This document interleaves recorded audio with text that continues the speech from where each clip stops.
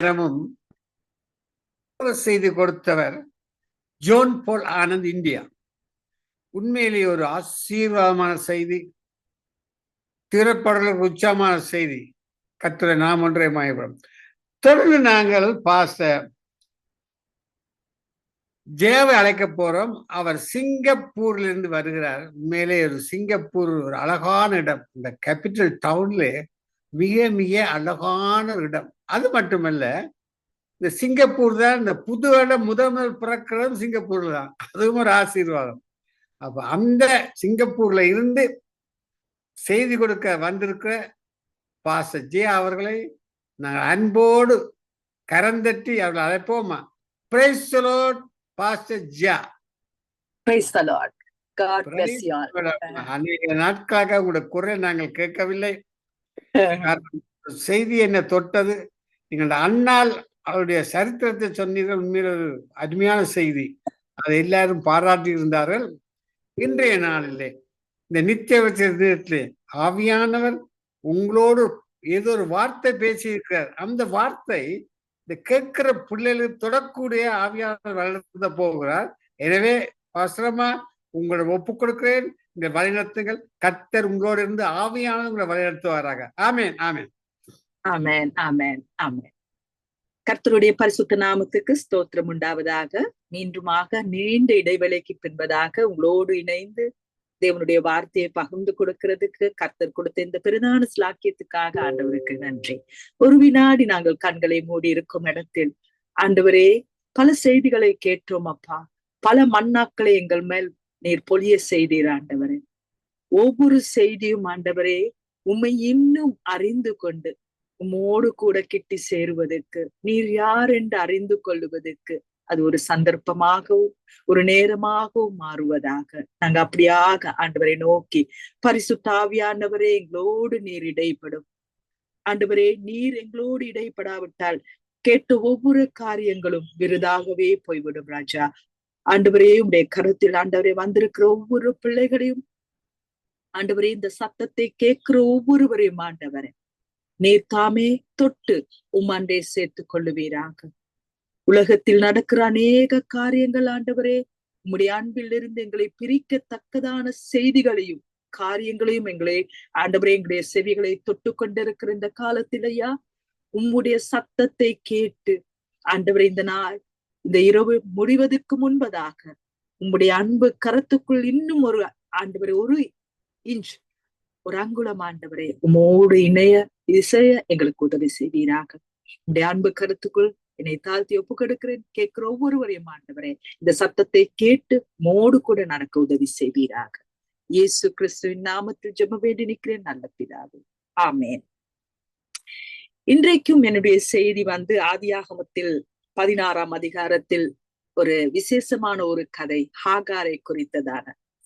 Hagar என்று சொல்லும் பொழுது அவள் அடிமை பெண்ணாக ஆபிரகாம் வீட்டில் வேலை செய்து கொண்டு இருக்கிறதை நாங்கள் அங்கே வாசிக்க முடியும்.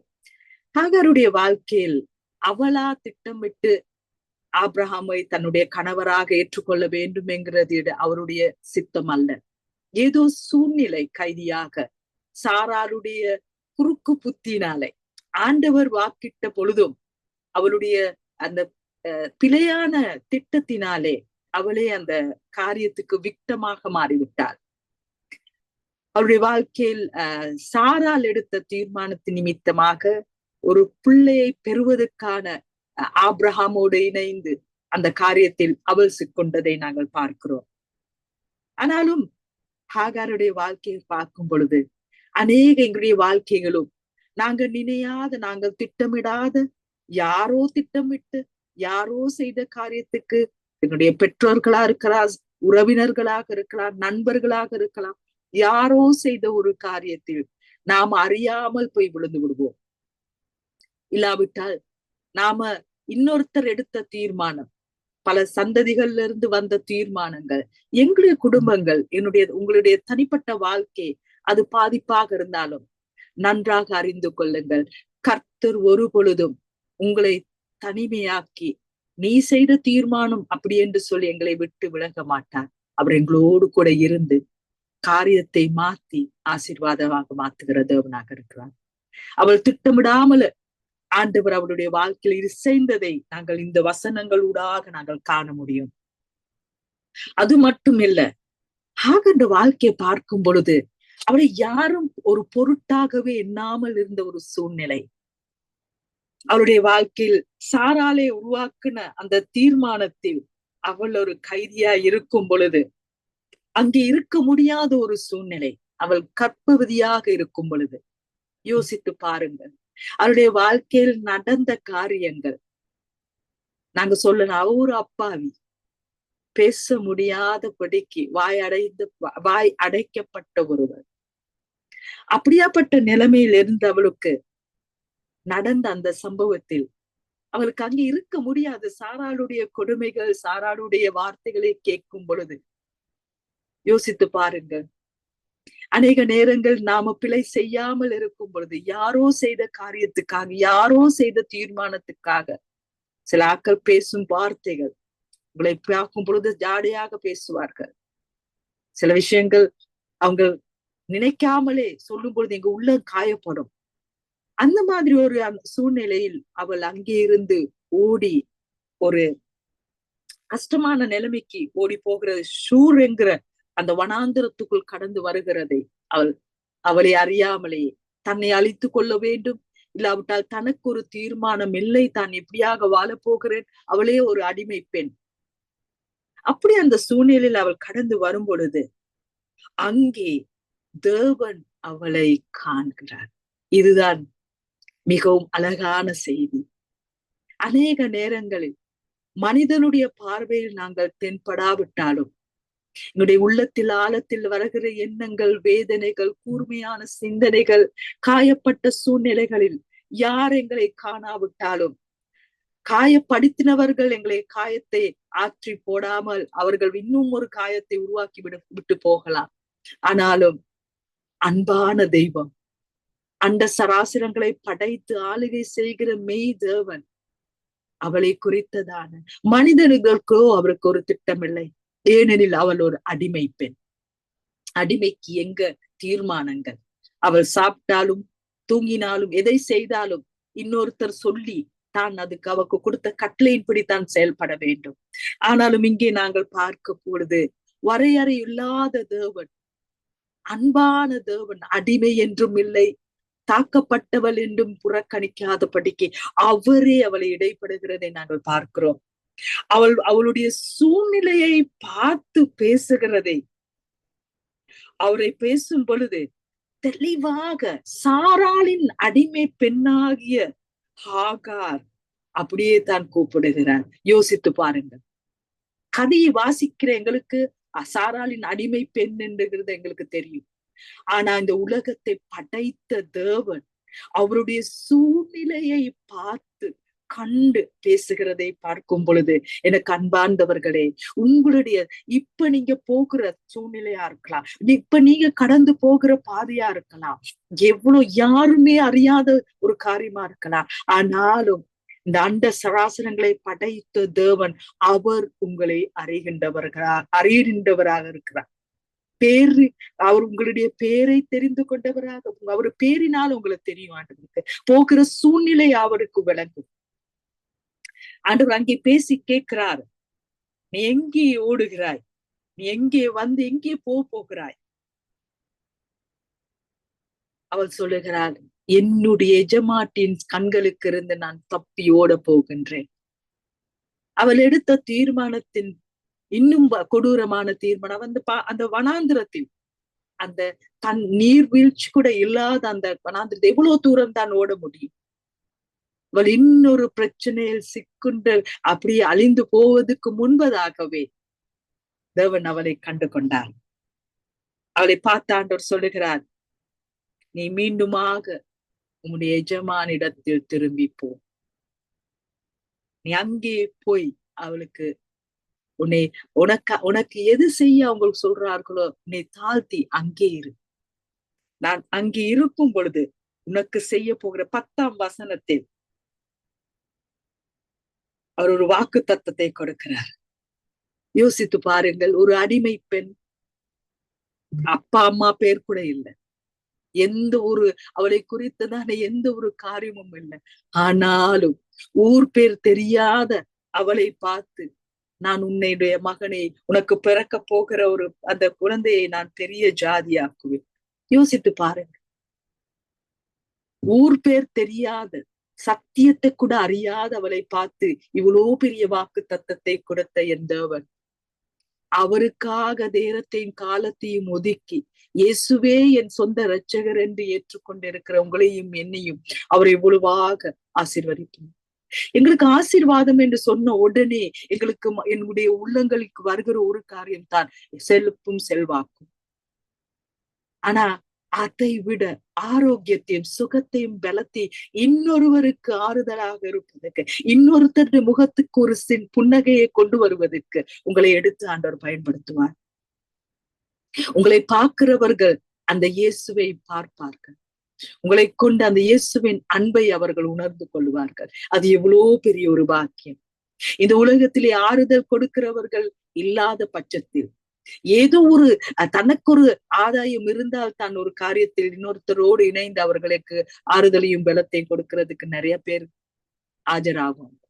ஆனா ஆண்டவர் இந்த சகோதரியை, இந்த மகளை பார்த்து சொல்லுகிற வார்த்தையை கேட்கும் பொழுது, இன்றைக்கு இந்த இந்த இந்த நேரத்தில் கர்த்தர் உங்களோடு இடைப்படுகிறார். அவரை சொந்த இரட்சகராக ஏற்றுக்கொண்டு எல்லா காரியத்தையும் தேவனுக்கு என்று விட்டு கொடுத்த உங்களுக்கு அவர் சொல்லுகிறார், நானும் உன்னை ஆசீர்வதித்து பெரிய ஜாதியாக்குவேன், பெரிய காரியங்களை உன்னை கொண்டு நான் செய்வேன், உன்னை விட்டு விலகுவதும் இல்லை, உன்னை கைவிடுவதும் இல்லை என்று சொன்ன தேவன் இந்த நேரத்திலும் கூட உங்களுடைய இருதயம் கலங்கியிருந்தால் கர்த்தர் அந்த வார்த்தையினூடாக உங்களை தேற்றுவாராக. அது மாத்திரமல்ல, அவள் மறந்த ஒவ்வொரு நேரங்களிலும், தேவனுடைய வார்த்தையை மறந்த ஒவ்வொரு நேரத்திலும் அவரே வந்து, நாங்கள் பார்க்கிறோம் ஆண்டவருடைய வார்த்தையில் 21ஆம் அதிகாரத்திலே மீண்டுமாக அவள் மீண்டுமாக எல்லாவற்றையும் விட்டு ஓடி தன்னுடைய மகனுடைய வாழ்க்கையும் அழிந்து போகட்டும், நானும் மரித்து போவேன் என்று சொன்னிலும் தேவன் மீண்டுமாக அவருடைய வாக்கு தத்தங்களை நினைவு கூர்ந்து அவளை உற்சாகப்படுத்துகிறதை நாங்கள் பார்க்கிறோம். புதிய ஏற்பாட்டிலும் அநேக இடங்களில் கர்த்தர் சொன்ன ஒவ்வொரு வார்த்தைகள் உங்களையும் என்னையும் எப்பேற்பட்ட இந்த காலகட்டங்களில், கடைசி காலம் என்று நாங்கள் சொல்லுகிறோம், எவ்வளவு பெரிய வாக்கு தத்தங்கள், எவ்வளவு அருமையான காரியங்கள் அவர் சொல்லுகிறார். நான் வேற எங்கேயுமே இருக்கல, உங்களுக்குள்ளே நீங்க தான் தேவனுடைய ஆலயம், நாங்கள் தான் அவருடைய ஆலயம், எங்களுக்குள் இருக்கிறவர், உலகத்தில் இருக்கிறவனை விட எங்களுக்குள் இருக்கிறவர் பெரியவர். நாம நினையாத ஒரு பிரதான ஒரு சாக்கியம் அவர் எங்களோடு கூட இருக்கு. யோசித்து பாருங்க. நீங்க போகிற சூழ்நிலையில அவர் உங்களை அறிந்திருக்கிறார், உங்களுடைய கஷ்டத்தை அவர் அறிந்திருக்கிறார், உங்களுடைய பேரை அவர் அறிந்திருக்கிறார், இருக்கும் இடத்தை அவர் அறிந்திருக்கிறார். அவருடைய அன்புக்கு இடையாக வேறு எந்த காரியமும் இல்லை. அவர் மகிமையின் தேவன், அன்பின் தேவன், கிருபையின் தேவன். அவர் நல்லவர், அவருடைய அன்பு மாறாதது. இங்கே நாங்கள் பார்க்கிறோம், அவள் அங்கே தேவன் வாக்கு தத்தத்தை கொடுத்த பின்பதாக அவள் தேவனை நோக்கி எல்ரோய், தேவன் என்று சொல்லி, இயேசுவை அறியாத பின்னணியில் வந்தவள் அவள் இயேசுவுக்கே, தேவனுக்கே பேரிடுகிற முதல் முறையாக தேவனை பார்த்து எல்ரோய், தேவன் என்னை காண்பவர் என்று சொல்லி பேரிடுகிறார். எவ்வளவு பெரிய கிருபை, எவ்வளவு பெரிய வெளிப்பாடு அவள் பெற்றுக் கொள்ளுகிறார். நாங்கள் பார்க்கிறோம் 21ஆம் அதிகாரத்தில், ஆதியாகமம் 21ஆம் அதிகாரத்தில் மீண்டுமாக அவள் படுகிற அந்த சாராள் தனக்கு ஒரு மகனை பெற்றெடுத்த பின்பதாக அவர்கள் அந்த விளையாடி கொண்டு இருக்கும் பொழுது, அவர்கள் ஒன்றாக இருக்கும் பொழுது, சாராளின் மகள் இஸ்மாவேலை பார்த்து கேலி பண்ணலாம், இல்லாவிட்டால் இஸ்மாவேலின் மகன் ஈசாக்கை பார்த்து கேலி பண்ணலாம். அந்த நேரத்தில் அவளை மீண்டுமாக துரத்தி விடும் பொழுது அவர் பெயர்ஷெபா என்கிற வனாந்தரத்துக்குள், அந்த நீரூட்டு இருக்கிற வனாந்தரத்துக்குள் வருகிறார். பெயர்ஷெபா என்ற பேரின் அர்த்தம் வந்து உடன்படிக்கையின் ஊற்று. அவள் அங்கே வந்த பொழுது, அங்கே அவளுக்கு தன்னுடைய மகன் மரிப்பதை, தண்ணீர் இல்லாமல் மரிப்பதை காண முடியாது என்று சொல்லி கண்களை மூடிக்கொண்டிருந்தாலும் தேவன் அவருடைய கண்கள் திறக்கப்பட்டிருந்தது. இந்த சகோதரியுடைய ஹாகாரின் வாழ்க்கையை, தேவன் வார்த்தையை, வாக்கு தத்தத்தை உறுதிப்படுத்தும்படியாக அவள் வாக்கு தத்தத்தை மறந்து விட்டார். அவள் எல்லாவற்றையும் மறந்து இனி சாகிறது தான் முடிவு என்று சொன்ன பொழுதும் வாக்கு தத்தம் செய்த தேவன் வார்த்தையை மறக்கவில்லை. உங்க வாழ்க்கையிலும் ஆண்டவர் அநேக வார்த்தைகளை கொடுத்திருப்பார், வாக்கு தத்தங்கள் கொடுத்திருப்பார். இந்த புதிய மாதத்திலும் கூட உங்களுக்கு ஒரு வாக்கு தத்தத்தை தேவன் கொடுத்திருப்பார். நீங்க வாக்கு தத்தத்தை மறந்தாலும் அவர் மறவாத தேவனாக இருக்கிறார். ஆண்டவர் அவருடைய கண்களை திறந்து ஆவிக்குரிய கண்களை திறந்து அந்த பேர்ஷபா என்கிற வாக்கு தத்தத்தின் ஊற்றுகளை திறந்து அவருடைய மகனுக்கு மறிப்பதற்கு இடம் கொடுக்கவில்லை. மீண்டுமாக தண்ணீரை கொடுத்து ஜீவ நதியாக வந்து அங்கே ஒரு அற்புதத்தை தேவன் செய்வார். கண்பானவர்கள், இந்த செய்தியை கேட்கிற ஒவ்வொருவருக்கும் இயேசு கிறிஸ்துவின் நாமத்தில் அவரே ஜீவ தண்ணீராக இருக்கிறார். உங்களுக்கு எவ்வளவு முடியுமோ வாக்கு தத்தங்களை சேகரித்துக் கொள்ளுங்கள், அவைகளை அறிக்கையிடுங்கள். உங்களுடைய ஜெபங்கள் கண்ணீரும் அந்த வேதனையும் ஏதோ கூப்பாடுகளாக காராதபடிக்கு தேவன் கொடுத்த வார்த்தைகள், தேவன் யார் என்று அறிந்து அவருடைய வாக்கு தத்தங்கள், அவருடைய வார்த்தைகளை சொல்லி அவைகளை நாங்கள் சுதந்திரித்துக் கொள்ளும் பொழுது உங்களுடைய கண்ணீர், கவலை, தனிமை, விரத் எல்லாமே மாறி கர்த்தர் எங்களுடைய வாழ்க்கையில் ஆவிக்குரிய கண்களை திறந்து அவரை காண செய்வார்கள். இந்த நேரத்திலும் கூட கர்த்தர் உங்களுடைய ஒவ்வொருத்தருடைய தனிப்பட்ட வாழ்க்கையில் அவருடைய வார்த்தைகளால உங்களை தேற்றி மீண்டுமாக என்னுடைய இருதயத்தில் எனக்கு நன்றாக தெரியும் உங்கள் வாழ்க்கையில் கொடுத்த ஒவ்வொரு வாக்கு தத்தங்களையும் ஒரு வார்த்தையாவது இப்பொழுது உங்க உள்ளத்துக்குள் வந்திருக்கும். நான் உன்னை விட்டு விலகுவதும் இல்லை, உன்னை கைவிடுவதும் இல்லை, நீ என்னுடைய உள்ளங்கையில் உன்னை நான் குறித்துள்ளேன் என்று சொன்ன ஒவ்வொரு வாக்கு தத்தங்களுடைய இருதயத்துக்குள் வரும். அந்த ஒரு வார்த்தையை எடுத்து ஆண்டவரை பார்த்து சொல்லுங்க, அப்பா என் சூழ்நிலையை விட உம்முடைய வார்த்தையே மேலானது. ஹாகார் என்று சத்தியத்தை அறியாத ஒரு அடிமை பெண்ணை நீர் மறவாமல் சொன்ன வாக்கு தத்தத்தை நிஜமாக்குன தேவன். அவள் அழிவு என்று சொன்ன இடத்தில் நீர் உயிர் தந்து உயிர் பிளக்க செய்தீரே, அதே வண்ணமாக ஆண்டவரே என்னுடைய வாழ்க்கையிலும் இன்றைக்கு ஒரு அதிசயத்தை, அற்புதத்தை, நான் மறந்த காரியத்தை நீ மீண்டுமாக அதை நிறைவேற்றி மகிழச் செய்வீராக. நாங்கள் ஜெபிப்போம். இரக்கத்தின் ஐஸ்வர்யம் உள்ள தெய்வமே, அப்பா உம்முடைய பாதப்படிக்கு நேராக வருகிறோம் ஆண்டவரே. ஆண்டவரே நாங்கள் மறந்து விட்டாலும் நீங்கள் எங்களை மறவாத தேவனாக இந்த வார்த்தையின்படியே ஆண்டவரே ஹாகாரின் வாழ்க்கையில் ஹாகார் தன்னுடைய நிலைமையை மறந்தாலும், ஆபிரகாம் ஆண்டவரை கைவிட்டாலும், சாராள் ஆண்டவரை ஒதுக்கி விட்டாலும் ஆண்டவரே நீர் ஆண்டவரே எங்களை குறித்துள்ள தேவன் சுவாமி. அப்பா அவளை மறக்காமல் இஸ்மாயில் வாழ்க்கையில் ஆண்டவரே நீர் சொன்ன வார்த்தைகளை ஆண்டவரே உண்மையாக்குனேன் தகப்பனே. இந்த நாளில் கூட இந்த செய்தியை கேட்ட ஒவ்வொருத்தருடைய வாழ்க்கையிலும் ஆண்டவரே எதை ஆண்டவரே தாமதமாக இருந்தாலும், எதை ஆண்டவரே அவர்கள் மறந்து விட்டாலும் சுவாமி, சில நேரங்கள் ஆண்டவரே இது என்னால முடியாது என்று சொல்லி கைவிட்ட நிலைமையில் இருந்தாலும் அப்பா இந்த வார்த்தைனா உடாக இவர்களை தேற்றுங்க. இந்த வார்த்தைகள் ஆண்டவரே அவர்களை உற்சாகப்படுத்தட்டும், பலப்படுத்தட்டும். இந்த உலகத்தில் எந்த மூலையில் இருந்தாலும் ஆண்டவரே ஐயா ஆண்டவரே எனக்கு யாருமே இல்லை என்று சொல்லி கண்ணீரோடு இருந்தார் ஆண்டவரே அவர்களை நீர் தேற்றி உம்முடைய சத்தத்தினால், உம்முடைய சித்தத்தினால், உம்முடைய அன்பினால் அவர்களை தொட்டு மீண்டுமாக உயிர் பெறச் செய்வீராக. மீண்டுமாக மறுமலர்ச்சியை கொடுத்து ஆசீர்வதிப்பீராக. உம்முடைய அன்பு கருத்துக்குள் ஒப்பு கொடுக்கிறேன் ஆண்டவரை. ஒவ்வொருவரையும் நீர் பலப்படுத்தும் ஆண்டவரை. இந்த நாளிலும் ஆண்டவரை உம்மை துதிக்க தொழுது கொள்ள உம்மை இன்னும் அருகே ஆண்டவரை உம்முடைய அருகில் வருவதற்கு உதவி செய்வீராக. கரத்தில் ஒப்பு கொடுக்கிறேன், ஆசீர்வதிக்கிறேன் இயேசு கிறிஸ்துவின் மாறாத நாமத்தின் பிதாவே, ஆமென். ஆமென், ஆமென். நன்றி பாஸ்டர் ஜெயா. நீங்கள் இன்று கொடுத்த செய்தியும் ஜோன் போல் ஆனந்த் கொடுத்த செய்திக்கும் ஒரு தொடர்பாளம் இருக்கு. அதாவது ஆகாரை பற்றி சொன்னீங்கள். இந்த சாராள் தேவனுடைய சித்தத்தை கேட்கவில்லை, அவசரப்பட்டு விட்டார். ஆகார் ஒரு அடிமை பெண். இந்த பாத்தீங்கன்னா ஆப்ரஹாம் லிங்கன் தான் அந்த அடிமைத்தனத்தை அமெரிக்காவில விளக்கினவர். அப்ப ஆகார் அந்த வீட்டிலே வாழ முடியாது. இவ்வளவு கஷ்டங்கள், துன்பங்கள், ஓத்திரங்கள் வீட்டை விட்டு வெளிக்கிறாள். வனாந்திரத்துக்கு போறார். இங்கே அவள் வனாந்திரத்துக்கு போனபடியால் தான் நீர் என்னை காண்கிற தேவன் என்ற வார்த்தை வேதாமத்தில் கொடுக்கப்பட்டிருக்கு. அது கர்த்தருடைய திட்டம். அடிமை பண்ணி அவர் தூக்கி எடுக்க, அதாவது கீழ்ப்படியும் பொழுது ஆகார் கீழ்ப்படிந்தால், ஆண்டவர் என்ன வார்த்தை சொன்னாரோ கீழ்ப்படிந்தால், கீழ்ப்படியும் பொழுது இரட்டத்தனி ஆசிரியக்கப்பட்டார். பாருங்கள், 1 ராஜாக்கள் 12ஆம் அதிகாரத்துல சலமோன், ஆண்டவர் சலமோனே, என் மகன் சலமோன் 2 தரம் கூப்பிட்டார். அவன் உதறி தள்ளி விட்டு பெண்களின் சத்தத்துக்கு செவி கொடுத்தான். ஆனால் இவரது அடிமை பெண்ண, அவர் ராஜா, இவரது அடிமை பெண் என்ன, இவர் கீழ்ப்படிந்தார். கீழ்ப்படிமை மிக மிக முக்கியம் தேவ பிள்ளைகளுக்கு. கீழ்ப்படியும் போதுதான் ஒரு